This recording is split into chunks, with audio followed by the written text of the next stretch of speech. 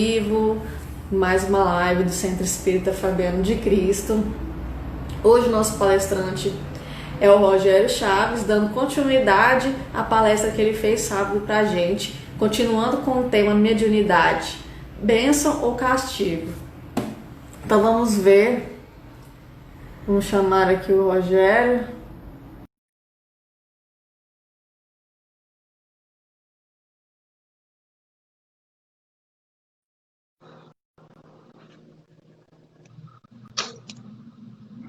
Oi. Olá, tá Bem? ouvindo?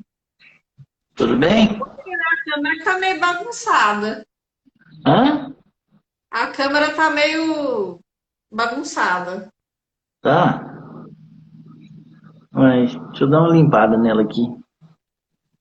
Não é sujeira, não. A posição? Não, é a imagem mesmo. Parece que tá meio falha. A não ser que para as outras pessoas esteja normal. Gente, vocês estão achando normal a imagem a do Rogério aí? Como tá a imagem? A Aline diz que é a internet. Ah, mas vamos assim mesmo, tá bom. Será? Eu aqui pra mim tá bom. A minha imagem, a sua, tá legal. É a sua. Ué, Dá para começar, né? É porque só a imagem, a voz a voz tá tá boa. saindo. Ué, não sei o É, que a fazer. internet vai estabilizando aos poucos, eu acho. Será? Deixa eu ver. Deixa eu tentar. Deixa eu desligar aqui e tentar de novo. Peraí. Deixa eu conectar aqui.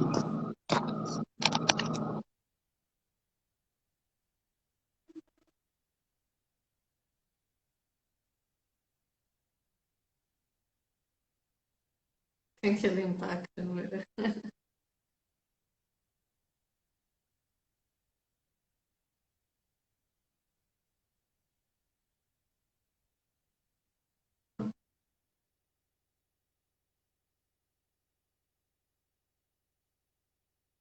Aline, salve o Rogério aí.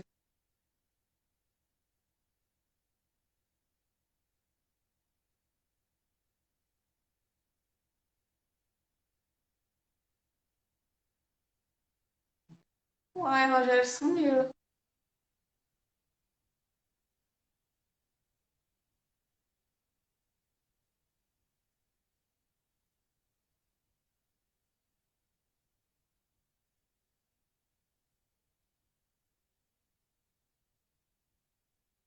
Chamei ele de novo aqui.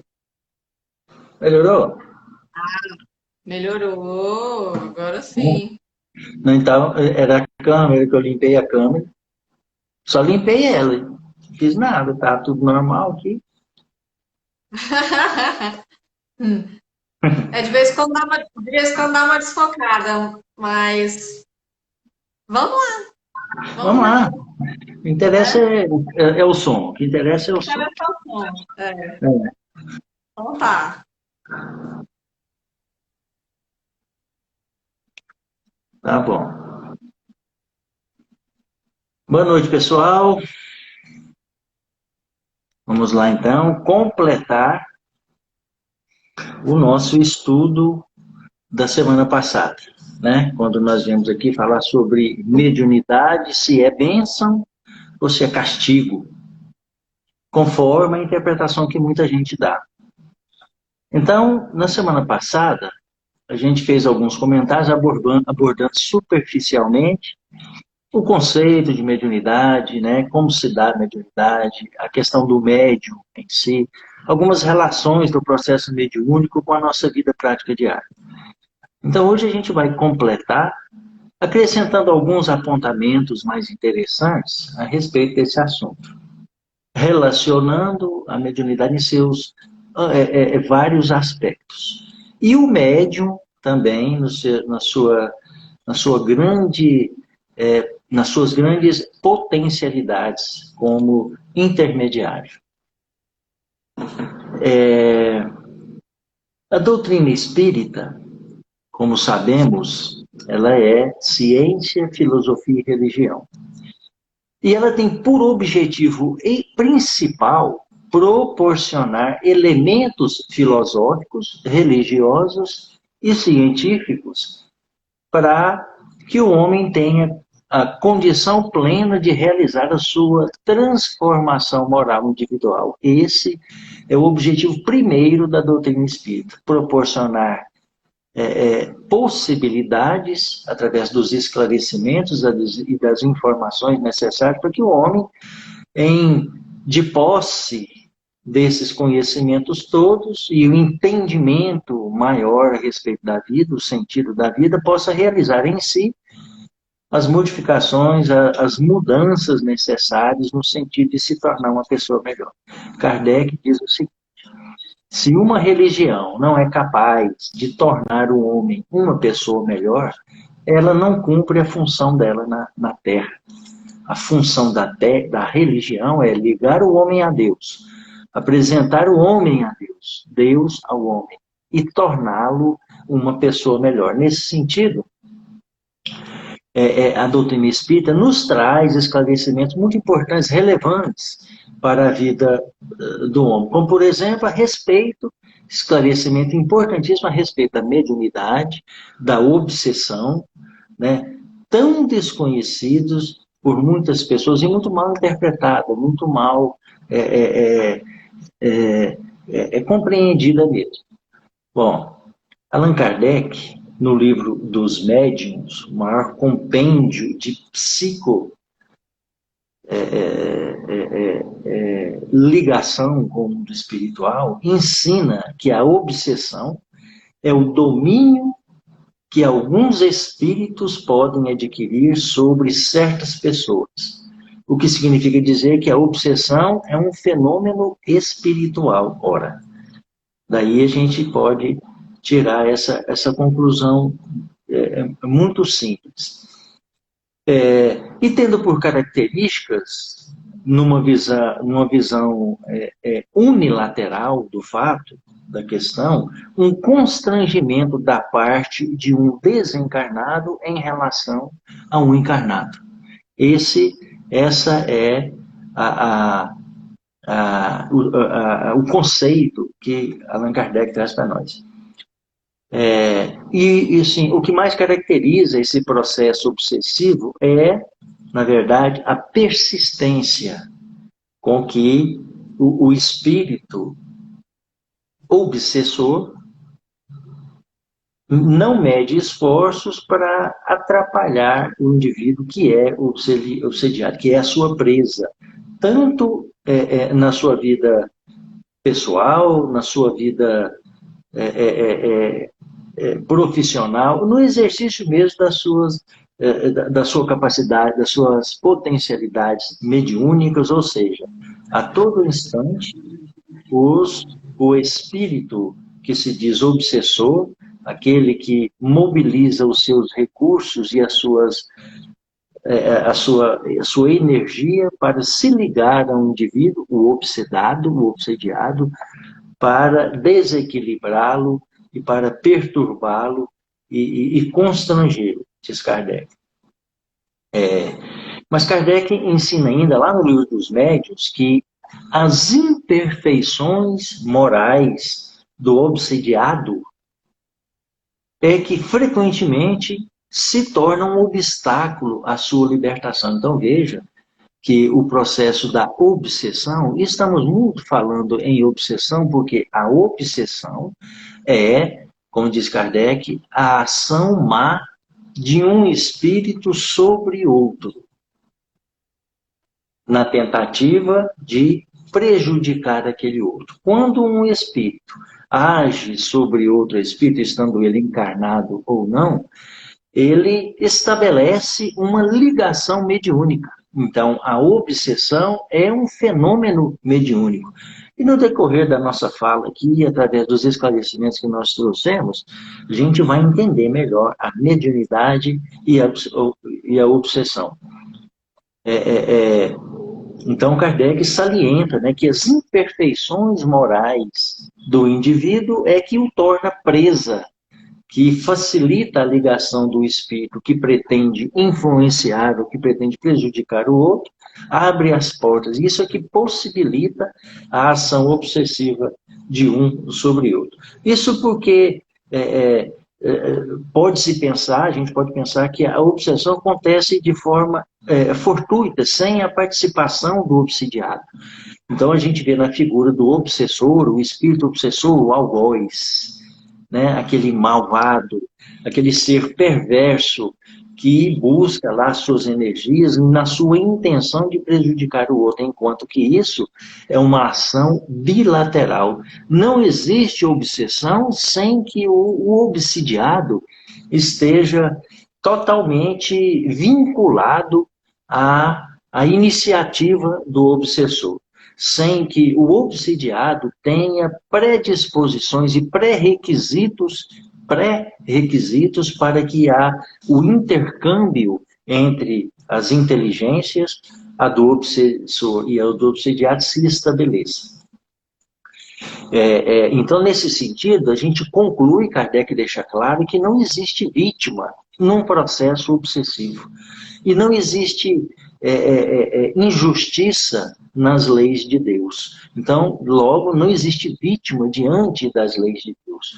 Não existe o obsidiado que é uma vítima, que se coloca ali como um coitado, um sofredor que está sofrendo ação, assédio de vários espíritos obsessores perversos. Não existe uma vítima, né? Existe uma relação bilateral onde um está intimamente ligado mentalmente, ou por compromissos do pretérito, ou por vinculações nessa vida mesmo, que permite a ação de um sobre o outro. Então, todos nós somos, diante disso, responsáveis pelas nossas ações, positivas ou negativas.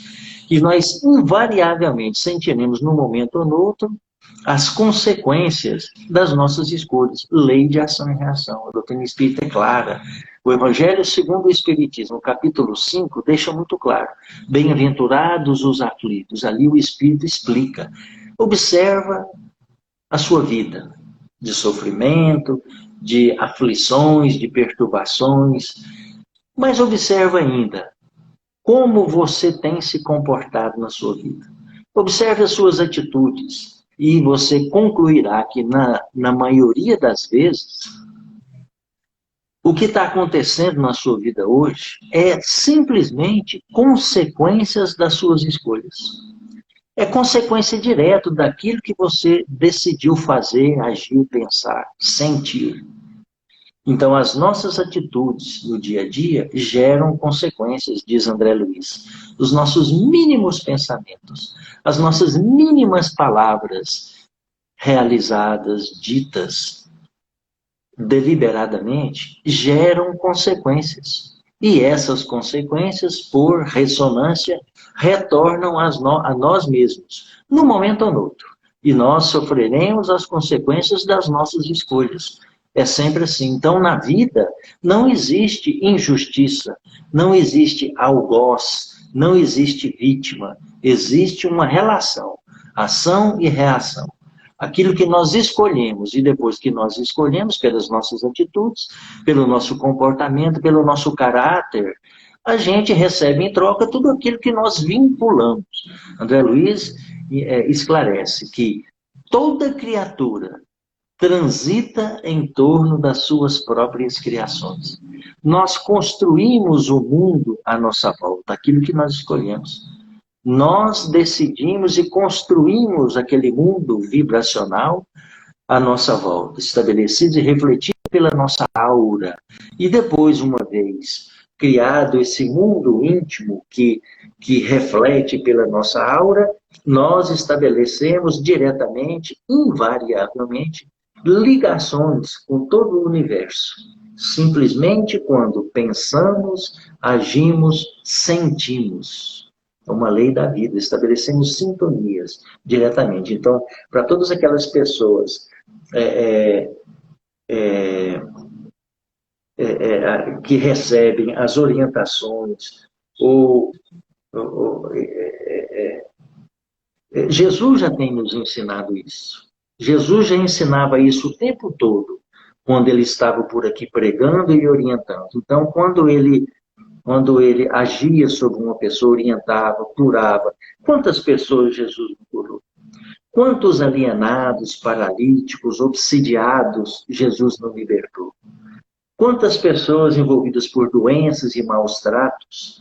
Quantas pessoas adoecidas pela lepra, pela tuberculose, cegos, paralíticos, Jesus não curou. Mas, em seguida, ele deixava uma recomendação muito importante. Logo em seguida, quando o indivíduo recebia os benefícios diretamente de Jesus, Jesus deixava uma orientação importantíssima. Vá, ou seja, continue sua vida e não peques mais.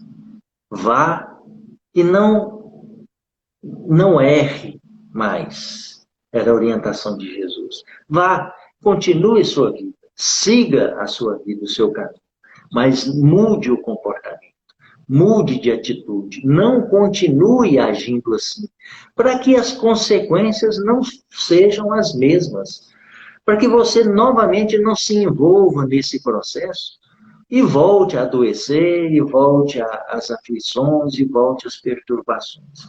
Ou volte às predisposições para a ação espiritual negativa. Então, Jesus já deixava claro, ao orientar, ao curar, ao esclarecer uma pessoa, ele já dizia, entre outras palavras, e para aquele que tem ouvidos de ouvir e olhos de ver, percebia a mensagem de Jesus. Então, Joana de Ângeles também nos ensina que não existe castigo nas leis de Deus. Ela também nos deixa claro isso. E que as dores e as aflições por que passamos, como consequências das nossas atitudes, são um chamamento para a reconciliação com a lei de Deus. Então, Joana de Ângeles diz assim que quando deixamos que o orgulho nos envolva e toma conta de nós, isso é um desligamento direto das leis de Deus, que fere profundamente a lei de amor ensinada por Jesus. Ora, pois se eu deixo que o orgulho, ou alimento em mim o orgulho, eu me coloco na posição de superior a todas as criaturas. Eu sou melhor do que todas as criaturas. Eu devo ser obedecido. A minha vontade e os meus gostos devem ser saciados, porque eu sou superior. E a pessoa se coloca nessa postura e acha que a vida de todo mundo deve volver-se em torno da sua vontade. Essa é a postura do orgulhoso. Fere profundamente a lei de Deus. Então, Joana de Ângeles deixa claro que não existe castigo na lei de Deus, existe uma reação diante das nossas ações. Então, esse é uma grande sacada de Deus, quando ele fala assim, vou criar uma lei, que o próprio indivíduo vai sofrer as consequências daquilo que ele faz. E as consequências em termos de dor, de aflições, de sofrimento, vai servir para ele regenerar a si mesmo. Para ele, sentindo na pele as consequências dos seus atos, ele organize a sua consciência, as suas ideias e volte a restabelecer-se nas leis de Deus. Buscar novamente a ligação com as leis de Deus, através do autodescobrimento e através das mudanças necessárias que tem que fazer em torno de si para se tornar uma pessoa melhor. Esse é o sentido da vida. Então, não existe castigo, né? E a providência divina, nesse sentido, possui um sem números de recursos para nos atrair novamente para Deus, através desse chamamento, né, para nós reconectarmos com as leis de Deus. Então, a dor, o sofrimento, as doenças de toda matiz, de toda ordem, né, a escassez de recurso financeiro, dos recursos materiais, um parente difícil, né, que exige a nossa compreensão, que exige o nosso esforço, um filho necessitado que Deus permite renasça no seio familiar, para que a gente conduza novamente no caminho do amor, uma vez que pode ser que nós desencaminhamos esse espírito em outra vida, e Deus, através dessa grande sacada que é a família, fala assim, não, você desencaminhou ele lá, agora é sua obrigação, você vai receber ele como filho nessa casa e dirigi-lo para o caminho do bem, o caminho do amor, ensinando através do exemplo. Então, Deus coloca esse espírito aos nossos cuidados, né? E também através de uma outra forma de chamar o indivíduo para se conectar novamente às leis de Deus, a mediunidade.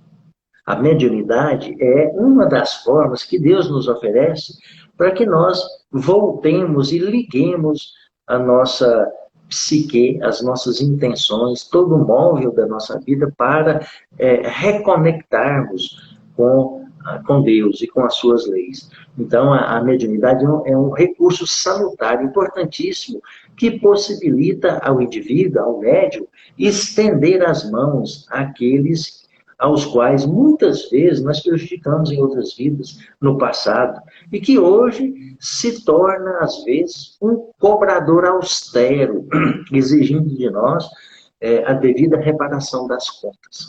Então, e ele se nos apresenta como o obsessor. A mediunidade, então, assim, é uma bênção, porque nos possibilita tudo isso. E através do exercício mediúnico, resgatamos compromissos antigos através da prática da caridade, através do socorro aos desencarnados e aos encarnados, pela possibilidade de nos tornarmos, às vezes, instrumentos seguros nas mãos dos mentores que dirigem os trabalhos na casa a qual a instituição a qual nós frequentamos, a casa espírita que nós frequentamos.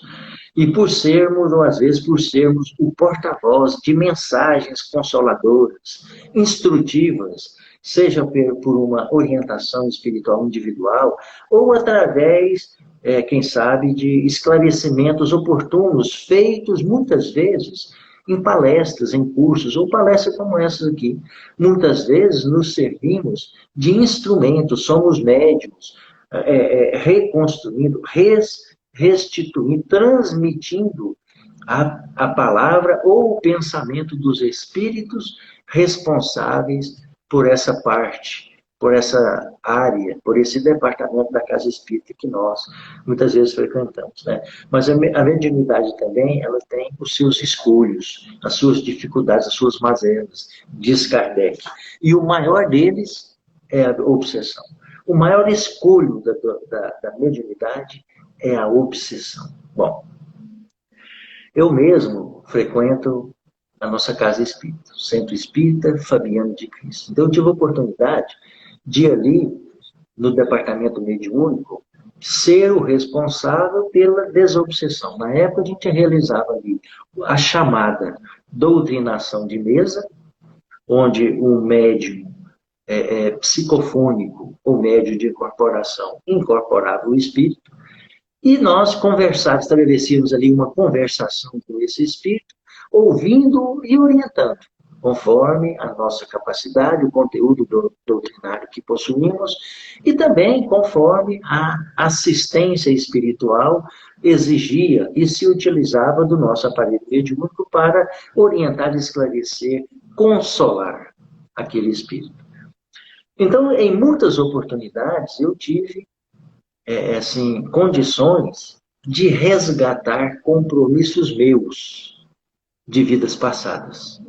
Então, conversando com o espírito que chegava ali maluco, odiando, querendo quebrar tudo, e dizia que me odiava, e queria me machucar, me maltratar e me destruir, porque eu tinha feito isso ou aquilo com ele numa outra vida passada. E ele continuava. Teve uma ocasião que um espírito estava preso à minha mente por cerca de 800 anos. Por 800 anos, ele estava preso a monoideia, a ideia fixa de vingança por um comportamento meu que realizei com ele na Idade Média. Quando eu não lembro direito a história, mas a gente fugia das autoridades e por um motivo ou outro eu fugi e larguei ele para trás. E ele foi capturado, foi preso e foi enforcado na Inquisição, mas eu escapei, porque eu era mais atleta do que ele, corri mais do que ele.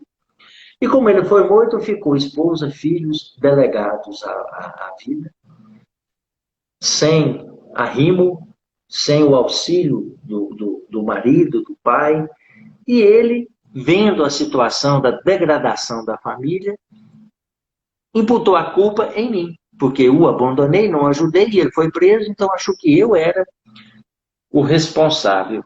E fixou a mente, a ideia, no sentimento de vingança por esse tempo todo. Certamente, ele se vinculou a mim, porque de lá para cá eu reencarnei mais vezes, mas agora, nessa existência agora, quando eu, profundamente envolvido com a doutrina espírita, uma vez ali naquele departamento, do departamento mediúnico, dirigindo uma reunião mediúnica, onde eu pude conversar com a entidade, e conversando com a entidade, ela se apresentou e contou, abriu o jogo, estabeleceu os fatos, e eu pude conversar. Estabelecemos esse diálogo emocionante, e eu consegui mostrar para a entidade que aquele homem que ele odiava, aquele homem já não existia mais. Aquele homem não existia mais, porque eu me transformei. Mudei o comportamento e venho lutando para me tornar uma pessoa melhor a cada dia. E ele pôde observar isso porque me acompanhava o tempo todo, a equipe espiritual esperta, né, responsável por esse tipo de coisa, já colocou ele do meu lado e viu as atividades todas que eu era vinculado lá no Centro Espírita. Viu as oportunidades que eu agarrava com as mãos para poder fazer o bem, porque esse é o sentido maior da nossa existência. Fazer o bem, a prática da caridade, isso nos transforma. Me acompanhava dentro da minha casa, no contato com os meus filhos, com a minha companheira, na minha vida profissional, observava toda a minha vida. E ele, por si só, concluiu que eu merecia uma oportunidade. E assim, nesse caso, desse indivíduo, restabeleceu-se a cobrança, as coisas, a dívida. E ele pôde ser conduzido, foi se preparar para programar uma nova reencarnação e continuar evoluindo. Porque eu continuei, reencarnei não sei quantas vezes, mas reencarnei e estou na luta. Mas ele não, ele ficou paralisado, cristalizado no sentimento de ódio e de vingança. Deixou de crescer, deixou de evoluir, deixou de melhorar. Os parentes, esposa e filhos que foram prejudicados, também já puderam ter as oportunidades e continuaram o vínculo de evolução, mas ele ficou cristalizado, com a ideia fixa na vingança e alimentando a mágoa. E assim, através da mediunidade, nós podemos recorrer a esses recursos e restabelecer essas ligações com o passado. E uma alma, diz Jesus, o céu se alegra quando uma só ovelha desgarrada retorna para o seio de Deus. Basta uma só. Então, nós, diante desses fatos, essas coisas, a gente fica muito feliz por receber a oportunidade de Deus e conduzir uma alma. Não que nós sejamos seres especiais, pessoas especiais, espíritos evoluídos. Nós temos consciência de que estamos na mesma posição de todos, porque vivemos num mundo de provas e expiações, o planeta Terra. Isso significa que aqui existe muita dor, muito sofrimento. Observe o mundo à nossa volta. Quanta tristeza, quanta desorganização, quanto sofrimento, quantas aflições, quantas perturbações e vicissitudes estão presentes nos lares da nossa família. Estão presentes nos nossos lares, como consequências das escolhas que fazemos. Alimentando o nosso orgulho, achando que somos melhor que os outros, não dando o braço a torcer para o marido, para o filho, para o patrão, para o esposo, para o vizinho, para o amigo, porque nós julgamos melhores. E assim, cristalizamos na nossa consciência, na nossa alma, aquele ser endurecido, aquele coração duro, em situação, numa situação em que não pode ser tocado pela providência divina. Não abrimos a nossa mente ou nosso coração para a presença de Deus, que tanto é necessário na nossa vida. E aí vamos levando a vida dentro dessa perturbação. E a nossa vida se torna cada dia pior. Cada dia pior, porque onde não existe Deus, não existe alegria, não existe felicidade. Não existe comunhão sadia. Existe só perturbação. Não quero dizer com isso que o indivíduo tem que procurar ser aquele santo do pau oco. Não existe santo no mundo. Todos nós somos espíritos em progresso. Estamos quase todos no mesmo nível evolutivo. Não existe um melhor ou um pior. Todos somos farinha do mesmo saco. Que estamos nesse mundo para nos tornarmos pessoas melhores através do processo de socialização. Para isso existe a reencarnação.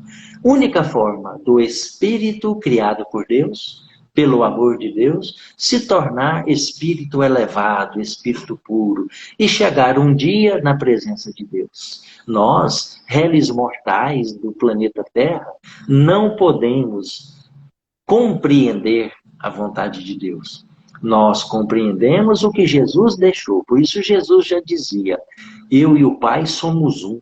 Não no sentido de que são a mesma pessoa, ou de que Jesus é Deus, não. Jesus está em uma comunhão tão plena com Deus, que ele entende a vontade de Deus. Ele vê a Deus, e nós estamos tão distante de Jesus, ainda mais de Deus. Não é? Para nós chegarmos na categoria de Jesus, nós temos que reencarnar várias vezes, sofrer várias vezes para que a dor nos acorde do sono profundo, letárgico em que nos encontramos, diz Joana de Ângeles. Porque a dor desperta, o sofrimento acorda e faz o indivíduo ateu orar, ao tanto que a dor desperta. Até o ateu ora diante de um sofrimento atroz. Para isso é que existe sofrimento no mundo. Não é castigo. A lei de Deus é lei de amor, não é lei de castigo. Né? Então, assim, voltando, a mediunidade tem os seus escolhos, as suas dificuldades.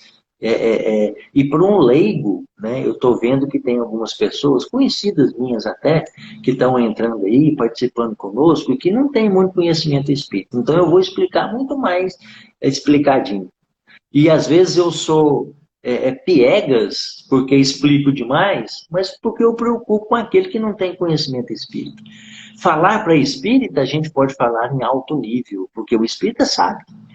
Mas quem não é espírita e não tem entendimento espírita, a gente tem que explicar bem explicadinho, nos mínimos detalhes, para que a pessoa entenda.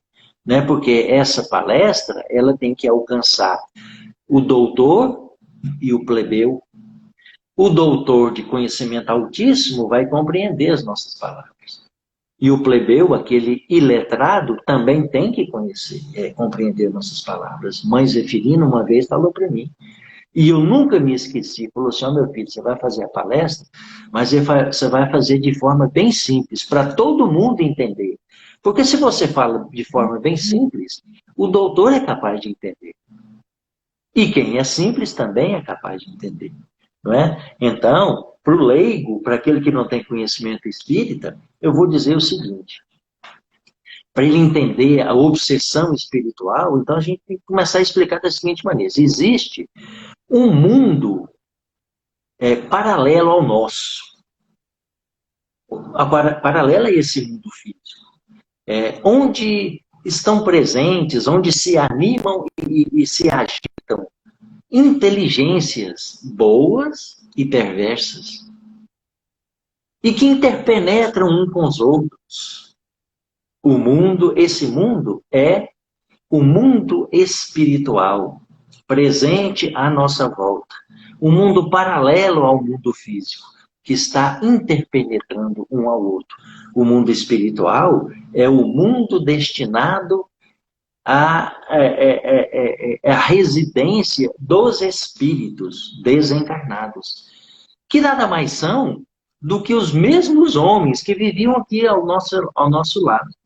E que quando, pelo fenômeno da morte ou da desencarnação, desligam-se do corpo físico, que possibilitava a interação desse espírito no mundo físico, e uma vez desligando do mundo físico, ele volta a viver no mundo espiritual.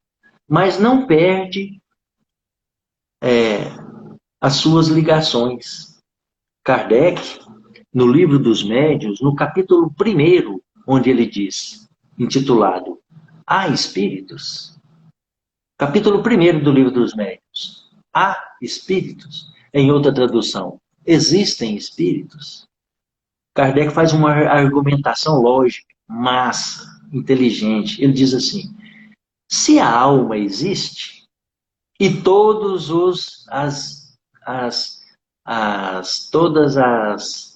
as religiões espiritualistas acreditam que a alma existe, e que após a morte essa alma vai para algum lugar, porque se a alma, após a morte, vai para algum lugar, ou vai para o céu, ou vai para o inferno, ou vai dormir e aguardar o juízo final, ou fica aqui mesmo entre nós, ou vai para o espaço, vai para algum lugar. Então, se ela vai para algum lugar, ela existe. E ela continua existindo, porque ela vai para algum lugar. Se essa alma existe, e essa alma existindo, ela mantinha aqui, quando encarnada, uma relação, um círculo de relação entre as pessoas, esposa, pai, mãe, filhos, que ela amava.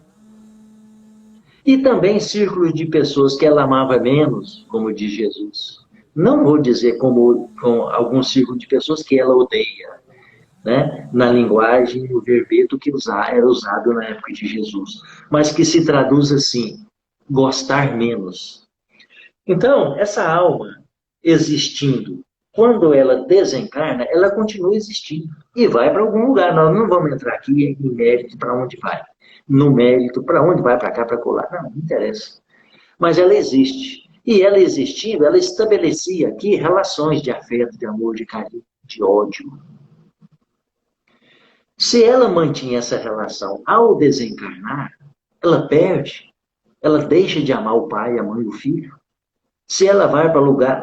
Há pessoas que dizem o seguinte, com todo respeito, nós não estamos aqui para julgar a interpretação desse ou daquele, mas diz o seguinte, não, a gente morre e vai para junto de Deus. Então, junto de Deus eu amo a Deus, mas eu amo minha mulher, eu amo meu pai, minha mãe e meu filho também.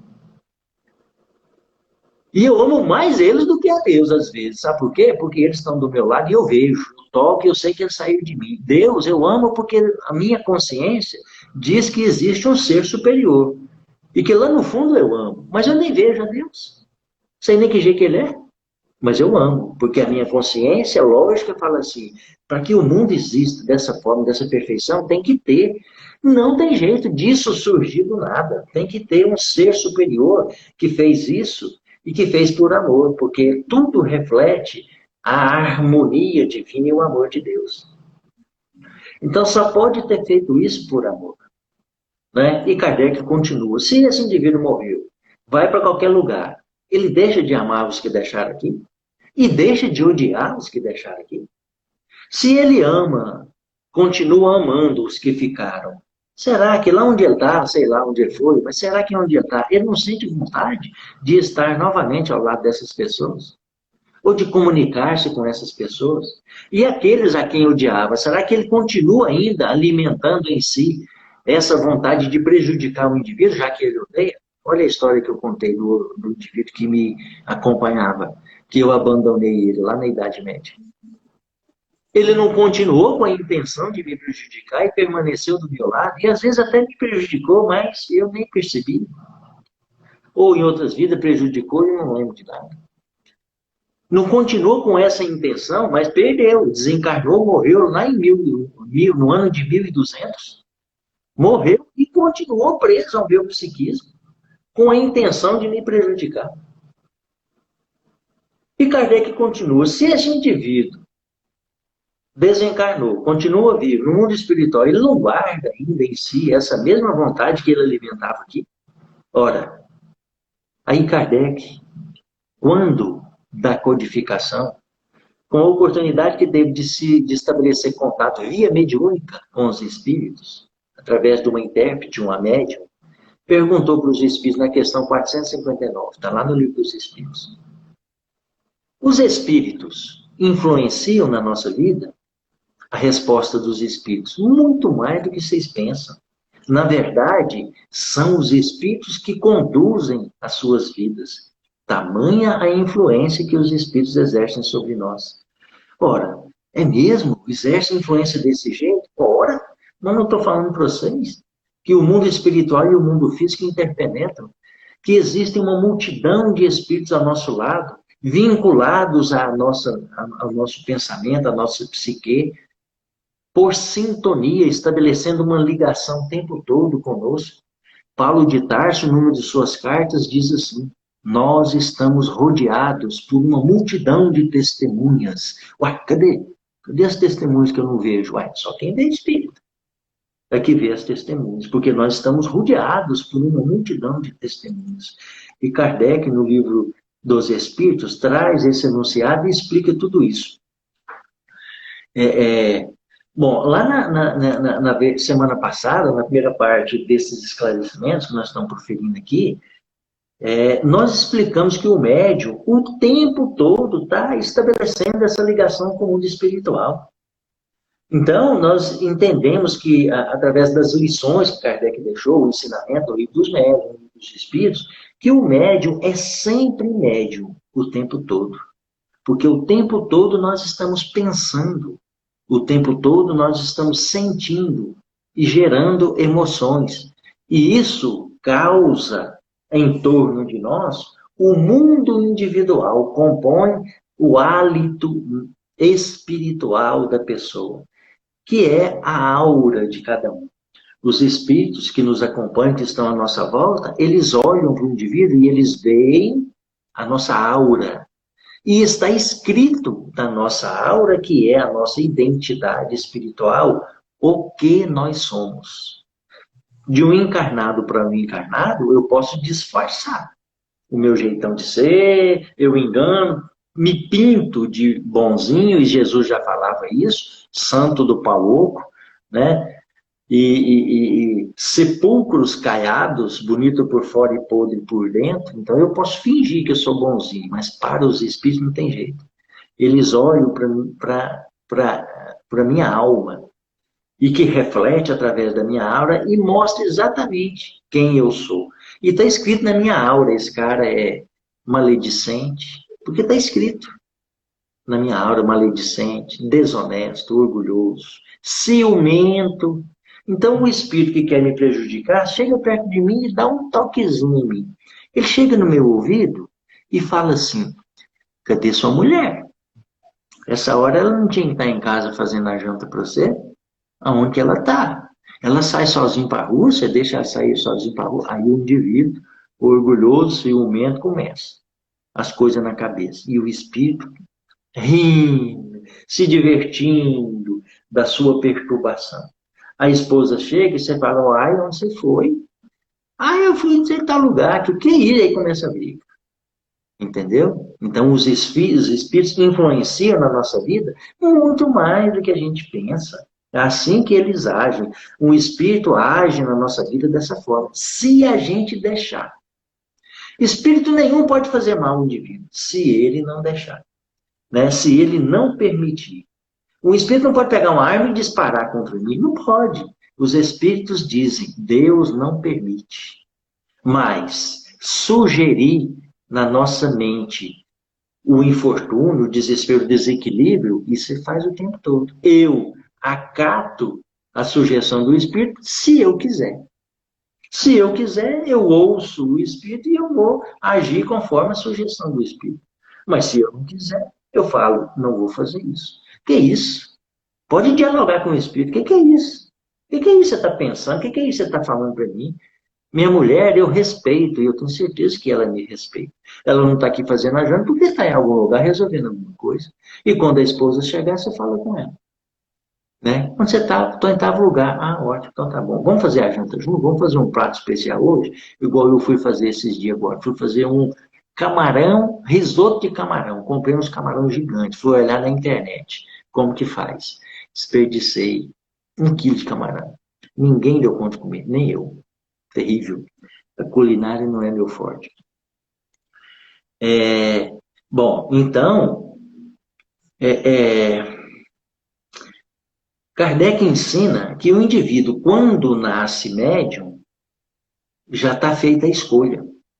Ele nasceu com uma aptidão para a mediunidade, para entrar em contato com o mundo espiritual, para receber com muito mais intensidade e facilidade a influência dos espíritos, porque ele é intermediário entre o mundo físico e o mundo espiritual. Então, ele tem algo na sua constituição orgânica que estabelece essa ligação automática com o mundo espiritual. Daí os problemas, daí os escolhos. Então, começa assim, não se pode mais escolher se você quer ser médio ou se não quer ser médio. Então, muitas vezes lá no Centro Espírita Fabiano de Cristo, sejam as pessoas lá perturbadas por conta da mediunidade em desequilíbrio, querendo, eu quero que tire isso de mim. Infelizmente, não tem jeito, porque a própria pessoa pediu para nascer médium. Isso lá no planejamento reencarnatório. Pediu para ser médium para que, através desse dom, dessa bênção, ele pudesse organizar coisas que estão a serem organizadas na sua economia íntima, sua consciência.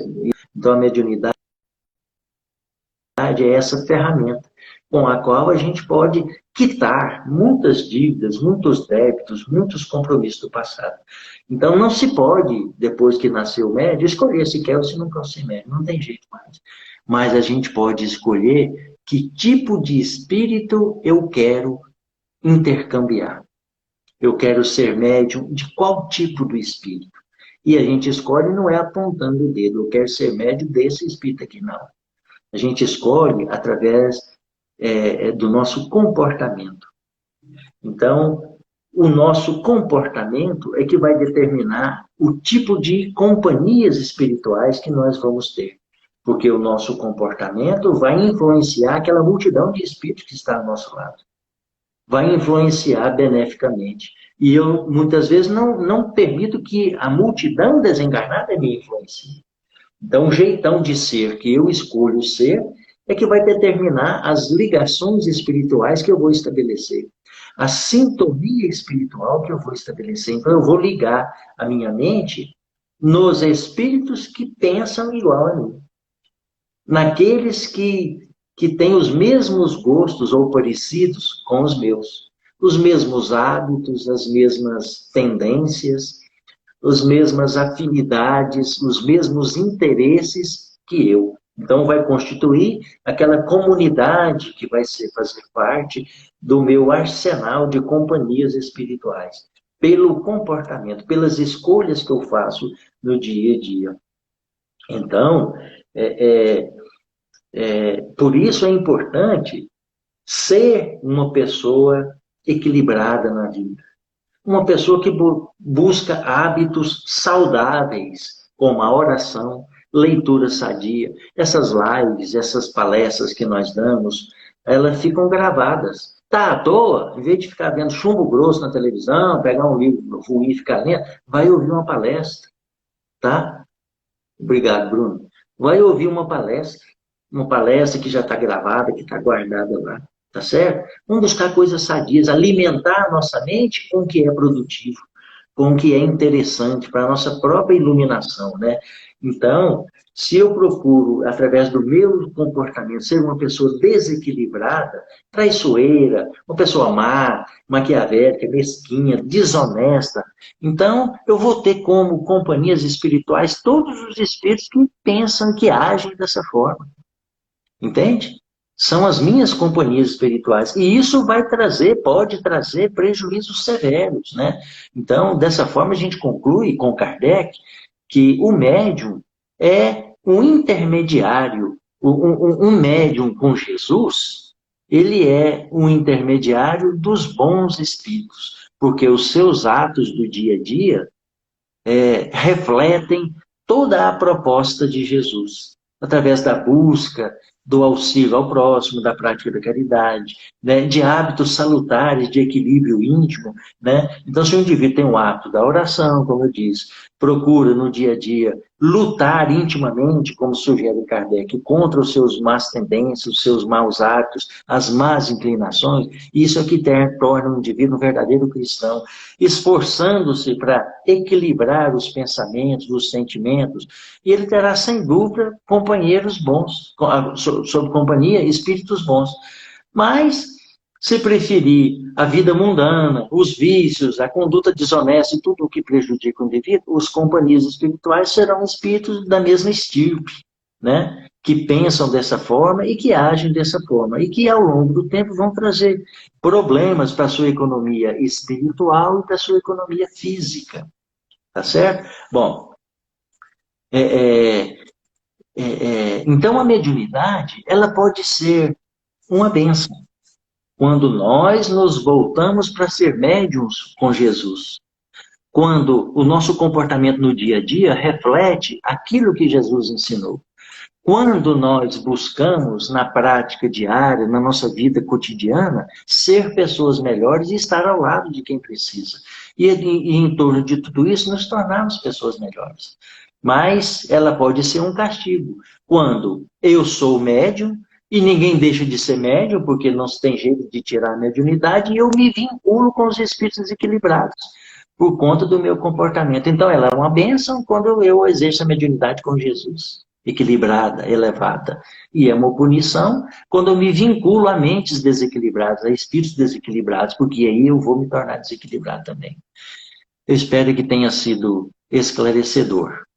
No Centro Espírita Fabiano de Cristo, nós temos algumas atividades. Às terças-feiras, a palestra 8 horas, como hoje.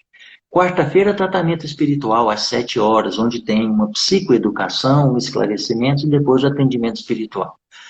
Quinta-feira, agora, com o Marquinho, perguntas e respostas, onde a gente pode tirar dúvidas. Então, se ficou dúvidas a respeito da mediunidade, da obsessão, da influência dos espíritos, entre no site do Cefac e deixe lá a sua pergunta para que seja respondida pelo Marquinhos quinta-feira. Aos sábados, nós temos a palestra às 14 horas, outra atividade, outra palestra, trazendo esclarecimentos, tá bom? Olha que maravilha, o tanto de oportunidade que a gente tem de alimentar a nossa mente, o nosso íntimo com coisas edificantes, tá bom? Obrigado a vocês por terem acompanhado até aqui.